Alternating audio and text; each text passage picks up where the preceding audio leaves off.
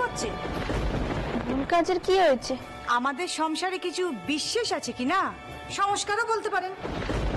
সে তো সব সংসারেই রয়েছে, আর তাই বেদবাড়া সবার সম্মুখে আশীর্বাদ করতে চাননি। সে আপনার মেয়ে, আপনি যাকে খুশি তাকে দিয়ে আশীর্বাদ করান।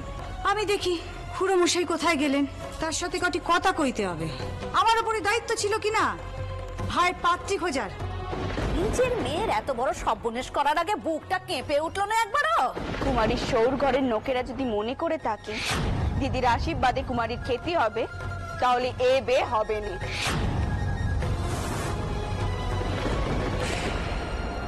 তুমি ঠিক বলেছো রানী, আমি তোমার সঙ্গে একমত।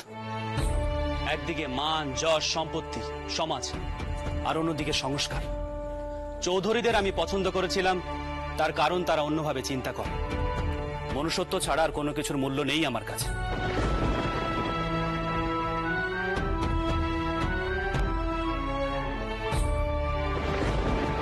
বোঠান, আপনি কুমারীকে আশীর্বাদ করার জন্য সাহস করে এসেছেন, আমি তাতেই খুশি।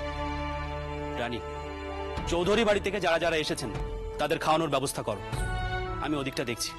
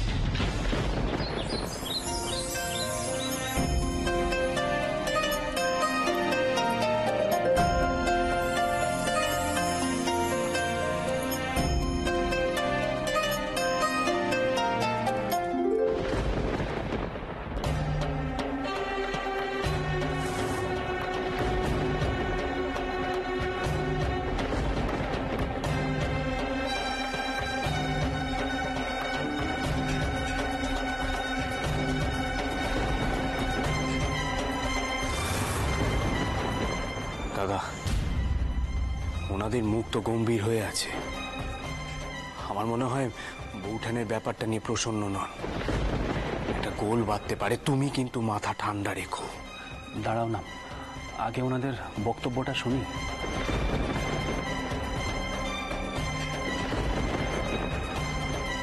দাসমশাই, নিভার মুখে শুনলাম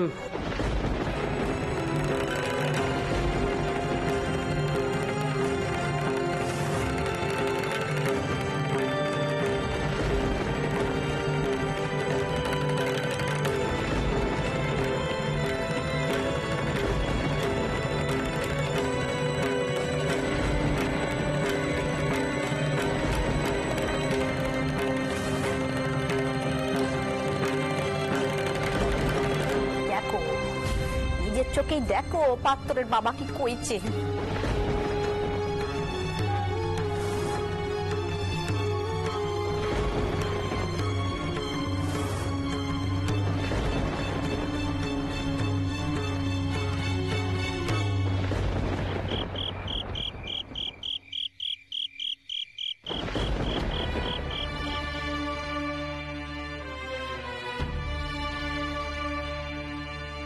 শুনছেন? পাননি। আচ্ছা, কুমারীর শহরগড়ের লোকেরা কি কইলেন? রানী, এখনো সময় আছে, ঠিক করে বলো কুমারীকে এখানে বিয়ে দেবে কিনা। দেখো, আশীর্বাদ মানেই কিন্তু বিয়ে হয়ে যাওয়া না। আশীর্বাদের পরেও কিন্তু বিয়ে ভাঙা যায়। আপনি কি কথা কইছেন? দিদিকে আশীর্বাদের জন্য ডাকা হয়েছিল বলে তিনারা খুব রেগে গেছেন, তাই না? আচ্ছা, তিনারা কি কইলেন? রানী, চৌধুরী মশাই জানালেন তাদের বাড়ির অন্দরমহল নাকি এ ধরনের রীতি মেনে নেবে না। সকলের সামনে বৌঠানের কুমারীকে আশীর্বাদ করাকে তারা মেনে নেয়নি। তাদের বক্তব্য হলো আশীর্বাদ যদি করতেই হতো তাহলে সেটা পরে করা যেতে পারত, আর সেটা করা হলো না কেন? তা আপনি কি করলেন? অন্য সময় হলে দুটো কড়া কথা শুনিয়ে দিতাম, কিন্তু চৌধুরী মশাই আমাকে চাপা কণ্ঠে জানালেন বৌঠানে আশীর্বাদ করায় তার কোনো আপত্তি নেই। তিনি সকলের সামনে যা বলেছেন তা ওই ভাইজির হয়ে বলেছেন। তুমি বলো রানী, যে বাড়ির কর্তা এমন সে কি তার বৌমার ইচ্ছে পূরণ হতে দেবে? আর তার ছেলে কি রাজি হবে এমন কোনো কিছুতে? রানী, বাড়ির অন্দরমহল চলে মেয়েদের কথায়, আর সেখানে যদি পুরুষ মানুষের সমর্থন থাকে তাহলে সে বাড়ির বউদের ইচ্ছে অনিচ্ছে, পছন্দ অপছন্দ বলে কিছুই থাকে না। আমার কুমারীমা বই পড়বে, এসরাজ বাজাবে, আর তাতে যদি চৌধুরী মশাই প্যারিমোহনের সমর্থন না থাকে তাহলে তো আমার মেয়ের সকালাত পূরণ হবে না। এই সব কিছু জেনেও তুমি এ বিয়েতে রাজি হবে? আমি আর কিছু ভাবতে পারছি না, কিছুই ভাবতে পারছি না। আশীর্বাদের পর যদি বিয়ে ভেঙে যায় তখন মেয়েটার আর কোথাও বিয়ে হবে? আপনি বলুন, আপনি বলবেন বিয়ে দেওয়ার কোনো দরকার নেই, কিন্তু আমি আর আপনি তো সারাটা জীবন থাকবো না, তখন মেয়েটার কি হবে বলুন তো? কি হবে মেয়েটার? এই সমাজে বেদবাদের কোনো টাইম নেই, আর অবিবাহিত তাদের কে দেখবে? রঘুবীরের বর্ষায় আমি এ পেতে রাজি হয়েছি, আর সেই বর্ষা আমার এখনো আছে। আর সংস্কার তো একবারে পাল্টাবেনি, আমরা আমাদের জায়গায় টিপ থাকলেই হলো।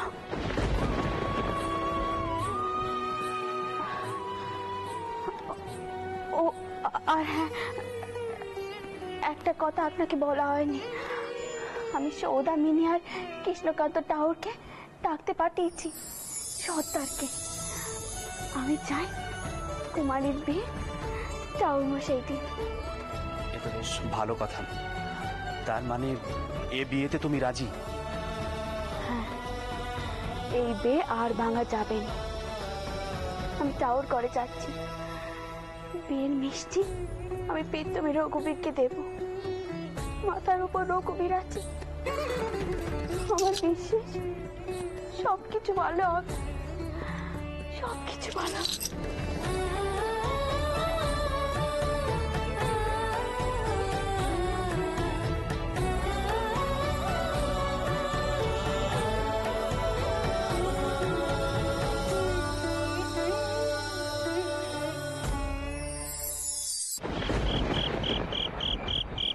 সৌদামিনী, এই যে তোমার বাবা আসছে।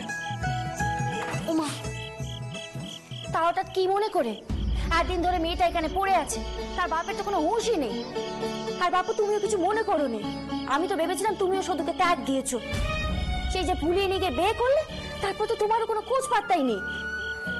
এই বেচারি মেয়েটা সারাক্ষণ কেঁদে কেঁদে মরছে। তাও ভালো, সদুকে তোমার মনে আছে। মা, লিটল সৎ আছে, তা একদিন পরে মনে পড়লো। ওদিকে সব খবর ভালো তো? হ্যাঁ, সবই আমাদের রানীমার কৃপা গো কামার বউ। শুধু আমাদের জানবাজারে বাড়িতে ফিরতে হবে। রানীমা বলেছেন আমাদের কুমারী মায়ের বিয়ে ঠিক হয়েছে। কিন্তু আমরা সেখানে থাকলে শেষে ব্রাহ্মণ সমাজ যদি আবার নতুন করে কোনো হাঙ্গামা করে? আপনি তো জানেন যে আগে কি কি ঘটনা ঘটেছে। কিন্তু আর কতদিন আমরা ভেবে পালিয়ে পালিয়ে বেড়াবো? একদিন না একদিন তো শিখিনি গে আমাদের জোরে দাঁড়াতেই হবে। আর তেনাদের ঘরে তো উৎসব অনুষ্ঠান লেগেই থাকবে। প্রত্যেক উৎসব অনুষ্ঠানে এইভাবে ভয় পেয়ে ছোট কর্তাকে বাঁচাতে গিয়ে আপনি কি পালিয়ে বেড়াতে পারবেন? দেখো সৌদামিনী, আমি চাই না আমাদের জন্য ছোট কর্তার নতুন করে আর কোনো বিপদ। এমনিতেই তিনি অনেক করেছেন আমাদের জন্য। এত কথার কি প্রয়োজন? ছোট কর্তা হুকুম করেছে সেখানে ফিরতে হবে, আমরা সেই হুকুম মানবই, ব্যাস। কামার বউ, এইগুলো সব ভেতরে রাখো।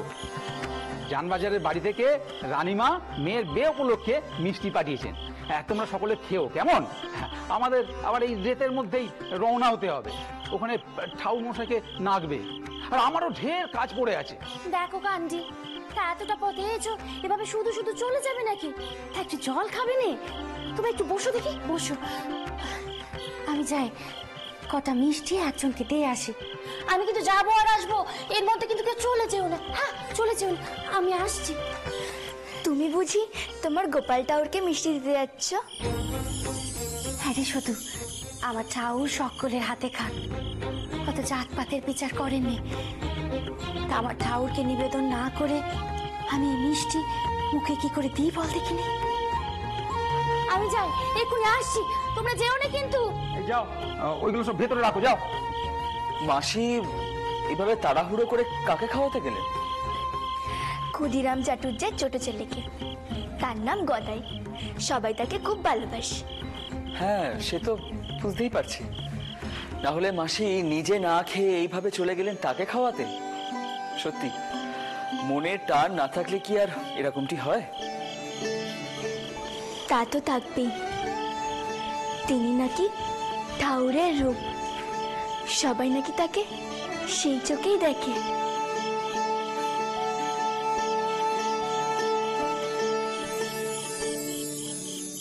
চন্দ্রাবু, ও চন্দ্রাবু, এনে ধর, এই মিষ্টিগুলো রাখ দেখিনি, সকলকে খেতে দিস।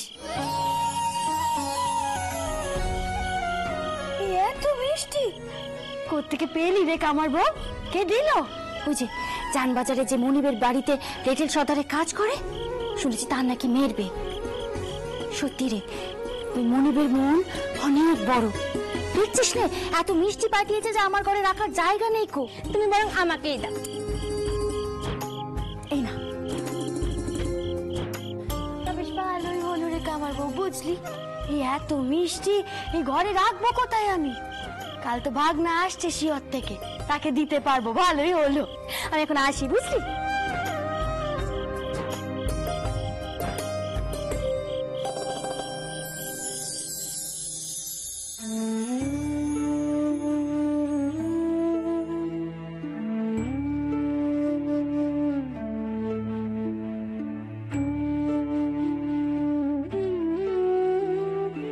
রঘুবীর, আমার মেজ মেয়ে কুমারের বিয়েতে তুমি অনুমতি দিয়েছ, তাই তার বিয়ের প্রীতম মিষ্টি আমি তোমাকেই দিল।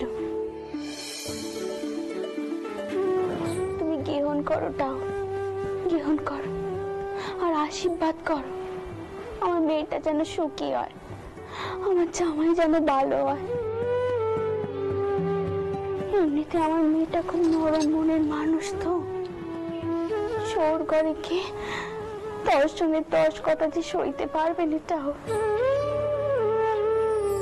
আসলে ওরা সবাই অন্য দ্বারাই শিক্ষা পেয়ে মানুষ হয়েছে। তো আমি আর কি বলি বলো তো, ওদের বাপই তো ওদেরকে মাথায় তুলে রাখে, আমি আর কত শাসন করব?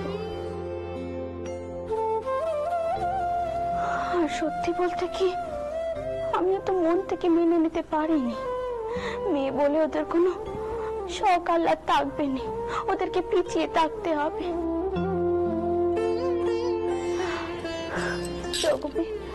তুমি গ্রহণ করো, গ্রহণ করো ঠাকুর, আর আশীর্বাদ করো আমার মেয়েটা যেন সুখী হয়।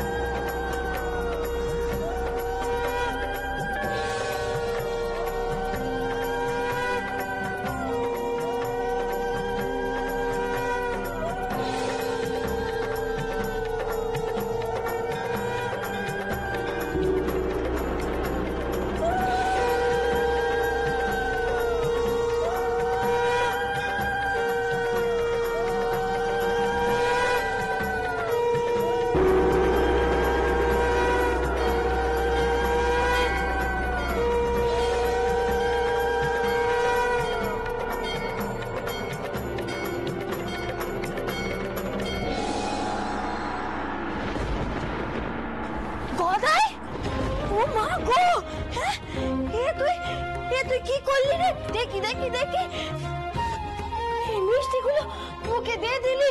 ভেবেছিলুম শিওর থেকে তো দাদা আসবে, আগে মিষ্টিগুলো তাকে দেব। আর তুই এসব মিষ্টি কোত্থেকে এলো মা? ওই জান বাজারে জমিদার বাড়ি থেকে এসেছে। নাহলে কি এমন ধারা মিষ্টি আমরা কখনো চোখে দেখেছি রে? আমি এমনি এমনি খেয়েছি নাকি? আমাকে খেতে কইছে তাই তো আমি খেলুম।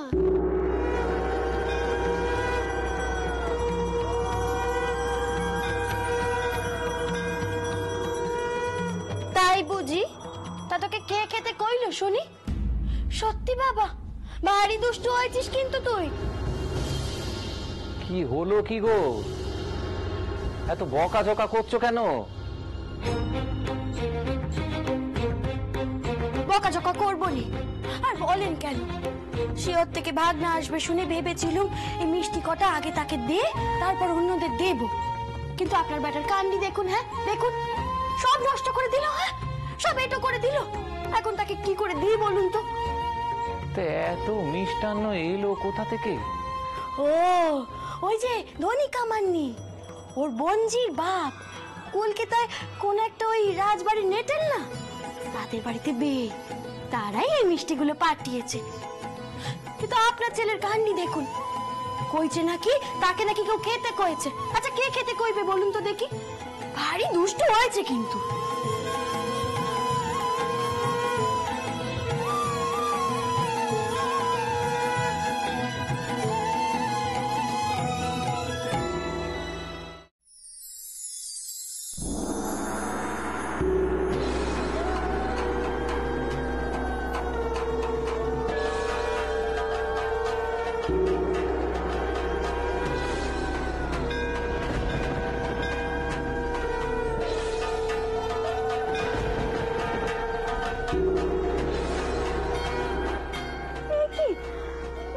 মিষ্টিগুলো কোথায় গেল?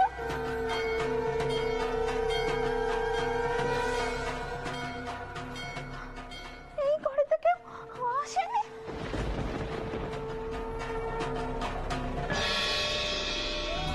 জয় জয় শ্রীরাম রঘুপতি রাজা রাম। রঘুপতি, তার মানে তুমি গ্রহণ করলে? রাজা রাম, তুমি গ্রহণ করলে দাও, তুমি আশীর্বাদ করলে আমার মেয়েকে।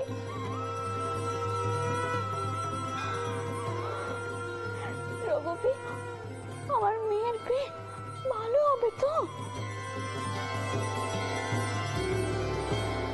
বাড়ির বিয়ে খুব ভালো হবে, দেখো। ও মা গো, হ্যাঁ দেখুন আপনার ব্যাটার কান্ডি দেখুন, বলে কিনা বে ভালো হবে। তা গদাই, তুই এই বয়সে বের কি বুঝিস? আর তোকে শুধলো কে যে বে কেমন হবে? খালি পাকা পাকা কথা, তাই না? আমি কি করব, শুধলো তো, তাই তো আমি করলুম। সত্যি বাবা গদাই, কত রঙ্গই না তুই জানিস। হ্যাঁ তা তোকে কে শুধলো শুনি? তাই তো, সেটাই তো জানি না, কে আমাকে শুধোতে পারে।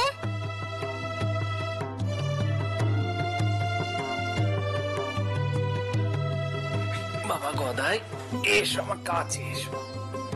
একটা কথা বলি, মনে রেখো ভালো করে কথা কান।